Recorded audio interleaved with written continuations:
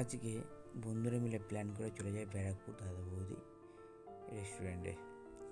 অনেক দিন ধরেই যাওয়া করা হচ্ছিল, কিন্তু যাওয়া হচ্ছিল না। তাই আজকে হঠাৎ করে চলে যাই বন্ধুরা মিলে। এই সেই দাদা বৌদি রেস্টুরেন্ট, আর এর পাশেই রয়েছে, এটা হচ্ছে পার্সেল কাউন্টার। দাদা বৌদির এখানে সমস্ত পার্সেল কাউন্টার। আর আমরা চলে গেছিলাম সেকেন্ড ফ্লোরে। সেকেন্ড ফ্লোরে অ্যাম্বিয়েন্সটা অত্যন্ত সুন্দর, খুবই সুন্দর সেকেন্ড ফ্লোরে অ্যাম্বিয়েন্সটা। কিছুক্ষণের মধ্যে আমাদের অর্ডার নিতে চলে আসে। আমরা দিয়েছিলাম মটন বিরিয়ানি আর চিকেন চাপ।